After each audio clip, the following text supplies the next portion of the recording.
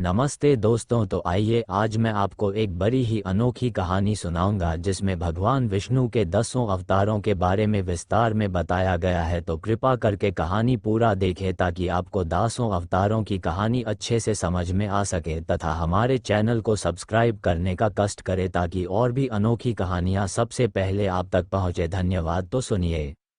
मत्स्य अवतार भगवान विष्णु के प्रथम अवतार है।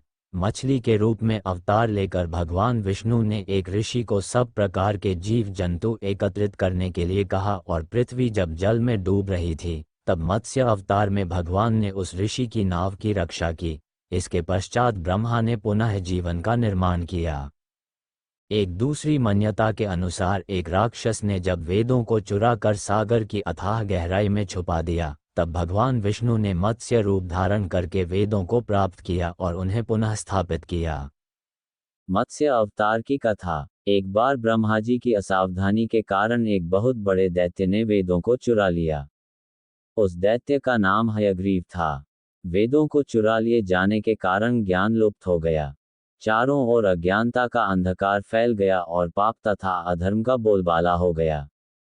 तब भगवान विष्णु ने धर्म की रक्षा के लिए मत्स्य रूप धारण करके हयग्रीव का वध किया और वेदों की रक्षा की। भगवान ने मत्स्य का रूप किस प्रकार धारण किया, इसकी विस्मयकारिणी कथा इस प्रकार है। कल्पांत के पूर्व एक पुण्यात्मा राजा तप कर रहा था। राजा का नाम सत्यव्रत था। सत्यव्रत पुण्यात्मा तो था ही, बड़े उदार हृदय का भी था। प्रभात का समय था, सूर्योदय हो चुका था। सत्यव्रत कृतमाला नदी में स्नान कर रहा था। उसने स्नान करने के पश्चात जब तर्पण के लिए अंजलि में जल लिया तो अंजलि में जल के साथ एक छोटी सी मछली भी आ गई।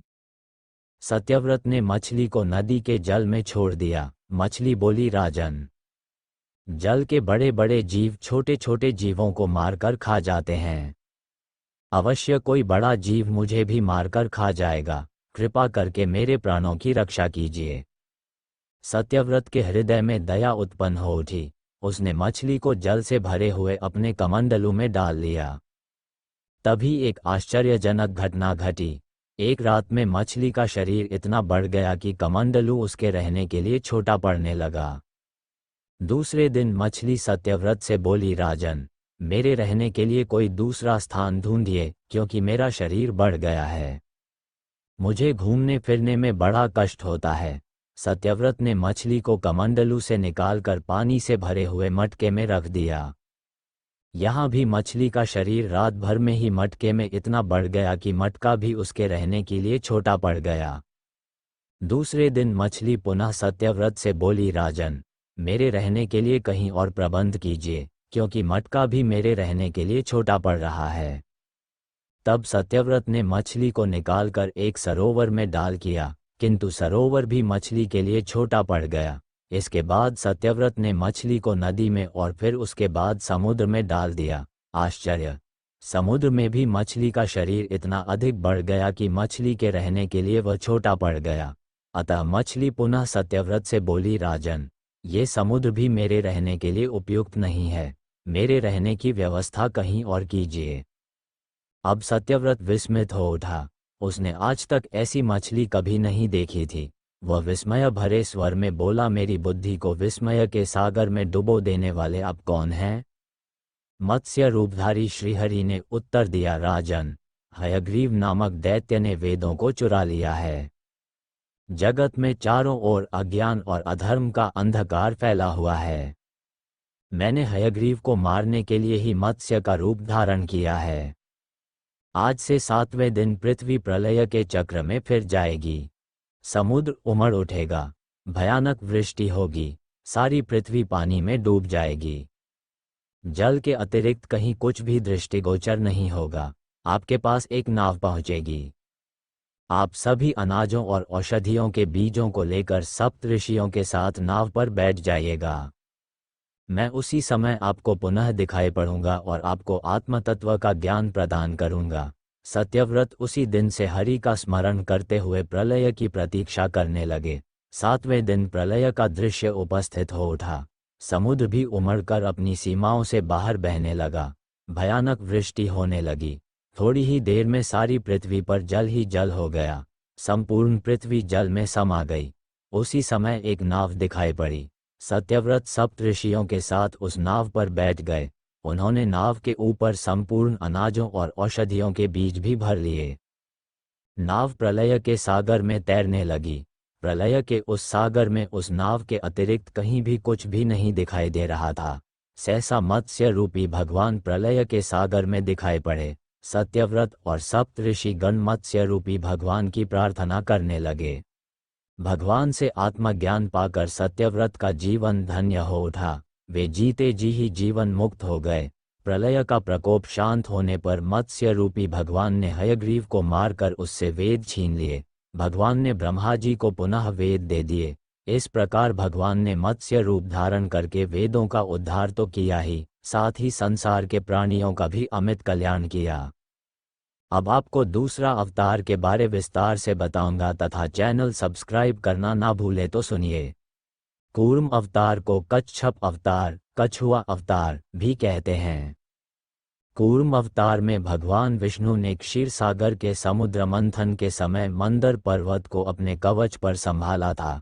इस प्रकार भगवान विष्णु मंदर पर्वत और वासुकी नामक सर्प की सहायता से देवों एवं असुरों ने समुद्र मंथन करके 14 रत्नों की प्राप्ति की। इस समय भगवान विष्णु ने मोहिनी रूप भी धारण किया था।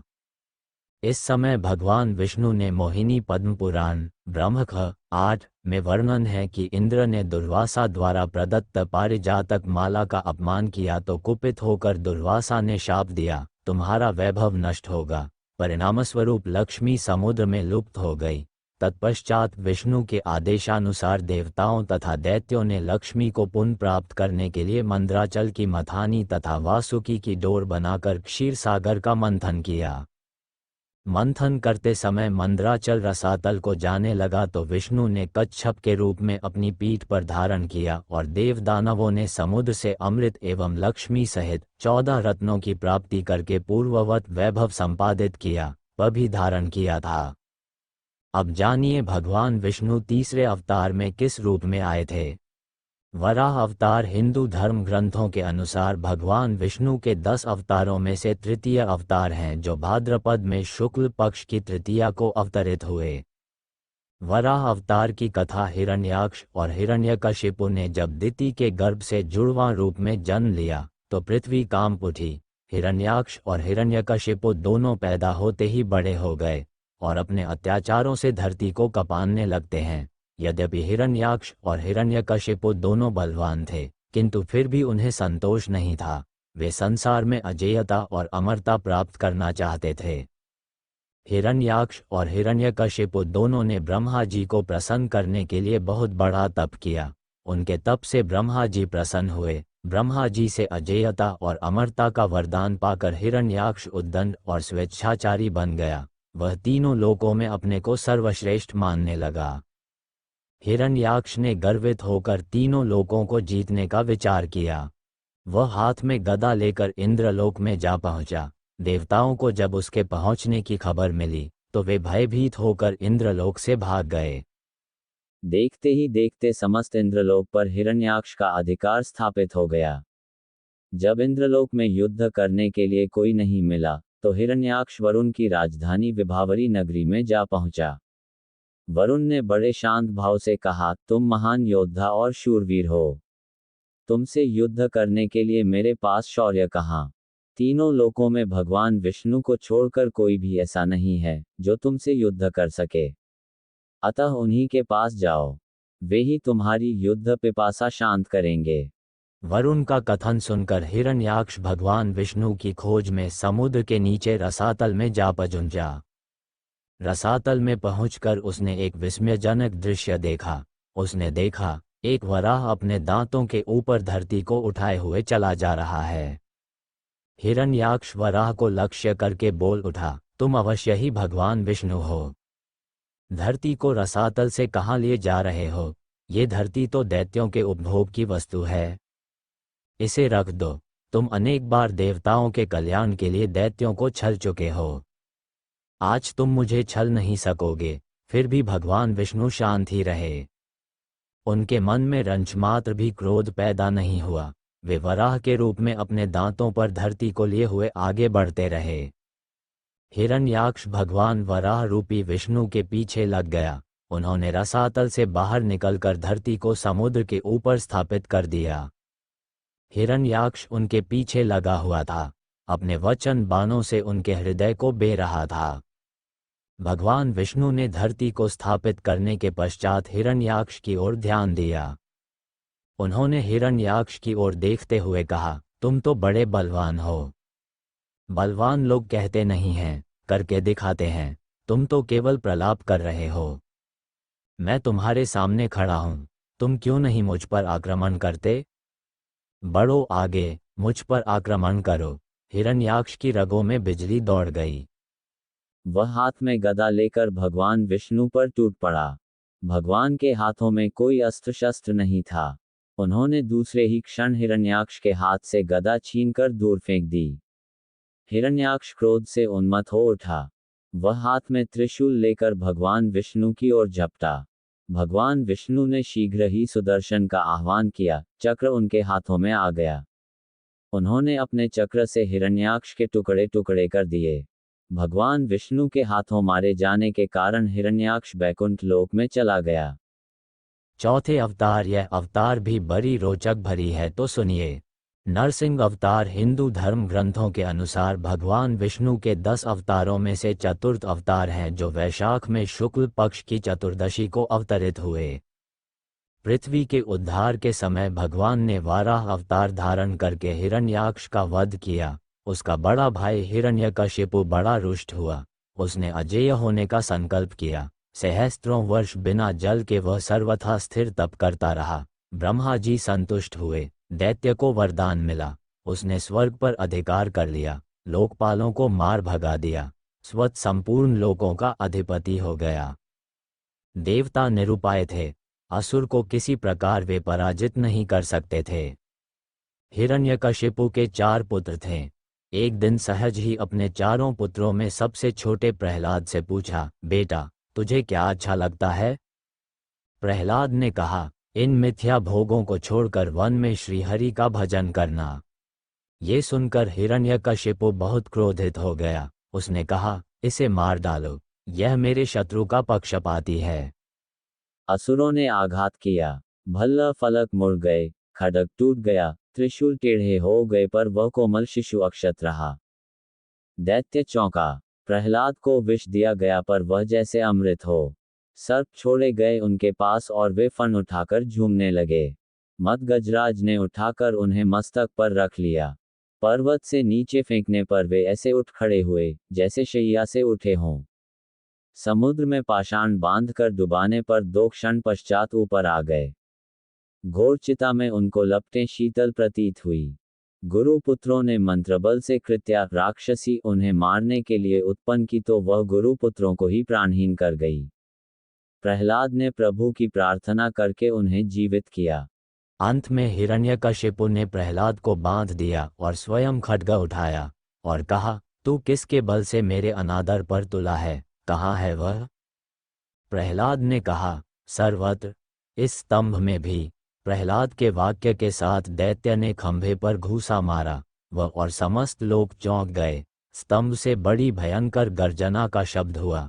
एक ही क्षण पश्चात दैत्य ने देखा, समस्त शरीर मनुष्य का और मुख सिंह का, बड़े बड़े नख एवं दांत, प्रज्वलित नेत्र, स्वर्णिम सटाएं, बड़ी भीषण आकृति खंभे से प्रकट हुई। दैत्य के अनुचर झपटे और मारे गए अथवा भाग गए। हिरण्यकशिपु को भगवान नरसिंह ने पकड़ लिया। मुझे ब्रह्मा जी ने वरदान दिया है। छटपटाते हुए दैत्य चिल्लाया, दिन में या रात में न मरूंगा। कोई देव, दैत्य, मानव, पशु मुझे न मार सकेगा। भवन में या बाहर मेरी मृत्यु न होगी। समस्त शस्त्र मुझ पर व्यर्थ सिद्ध होंगे। भूमि, जल, गगन सर्वत्र मैं अवध्य हूँ। नरसिंह बोले, देख ये संध्या काल है। मुझे देख कि मैं कौन हूँ।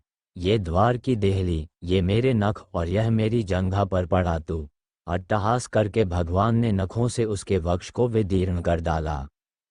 वह उग्ररूप देखकर देवता डर गए। ब्रह्मा जी अवसन हो गए। महालक्ष्मी दूर से लौट आईं, पर प्रहलाद, वे तो प्रभु के वर प्राप्त पुत्र थे।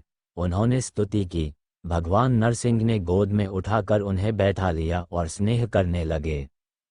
अब आप 5वां अवतार लेने के पीछे की कहानी सुने। वामन अवतार हिंदू धर्म ग्रंथों के अनुसार भगवान विष्णु के 10 अवतारों में से 5वें अवतार हैं, जो भाद्रपद में शुक्ल पक्ष की द्वादशी को अवतरित हुए।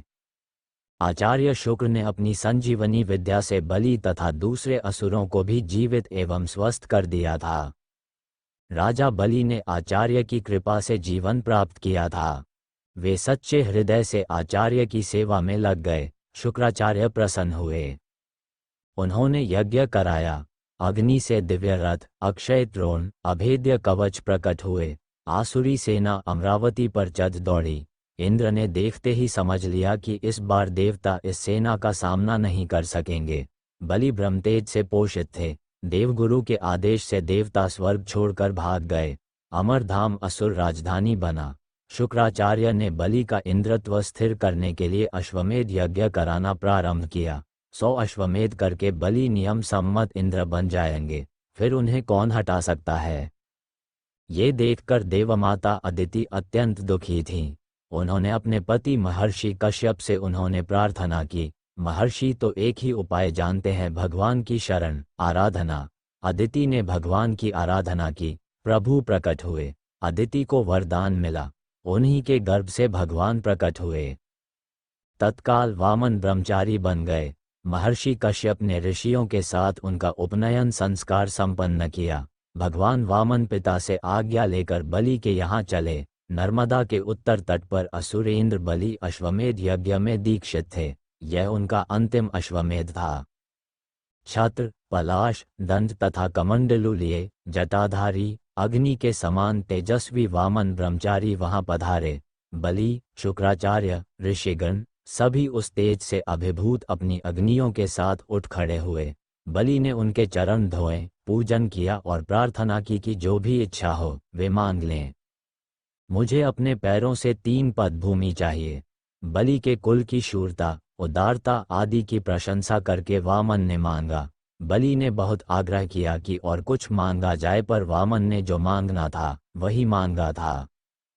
1 पद में पृथ्वी, 1 में स्वर्गादि लोक तथा शरीर से समस्त नभ व्याप्त कर लिया उन्होंने। उनका वाम पद ब्रह्मलोक से ऊपर तक गया। उसके अंगुष्ठ नख से ब्रह्मांड का आवरण तनिक टूट गया। ब्रह्मद्रव वहां से ब्रह्मांड में प्रविष्ट हुआ। ब्रह्मा जी ने भगवान का चरण धोया और चरणोदक के साथ उस ब्रह्मद्रव को अपने कमंडलू में ले लिया। वही ब्रह्मद्रव गंगा जी बना। 3रा पद रखने को स्थान कहाँ है? भगवान ने बलि को नरक का भय दिखाया। संकल्प करके दान न करने पर तो नरक होगा। इसे मेरे मस्तक पर रख ले। बलि ने मस्तक झुकाया।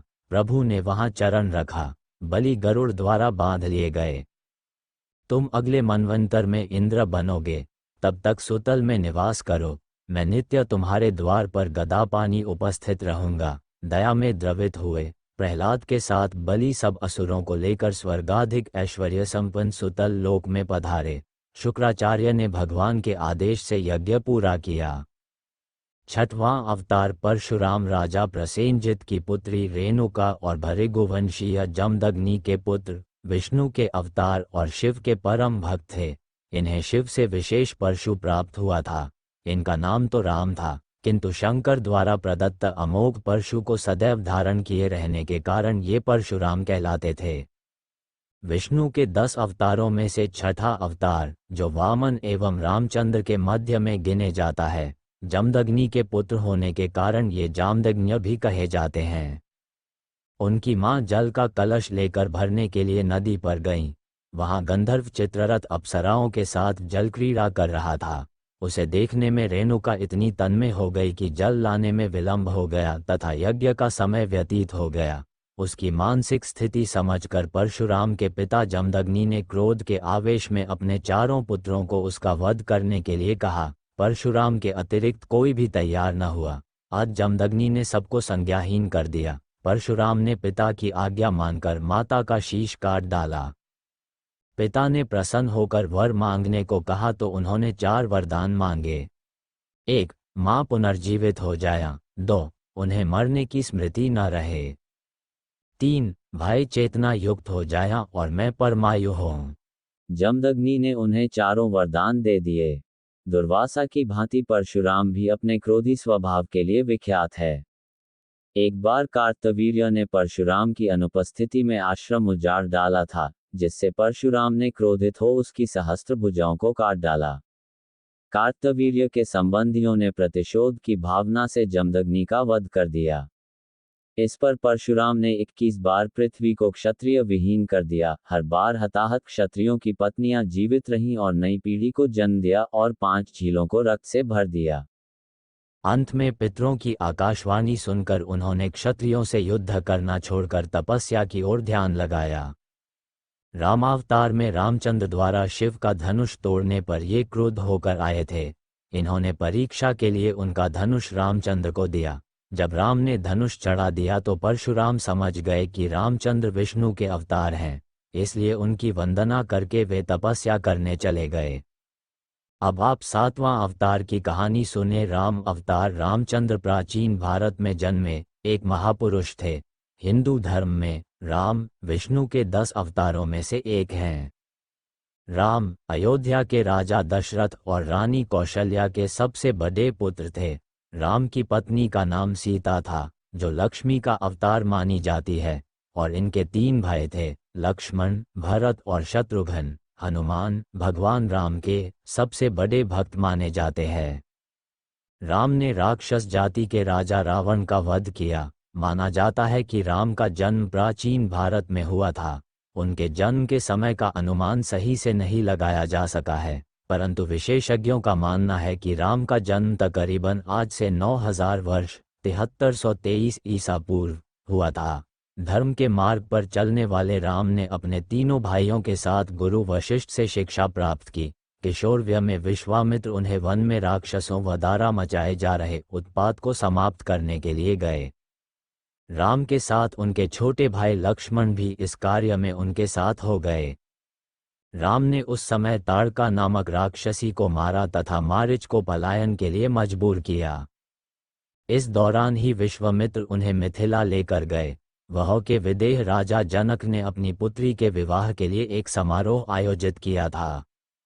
भगवान शिव का एक धनुष था जिस पर प्रत्यंचा चढ़ा देने वाले शूर से सीता का विवाह किया जाना था।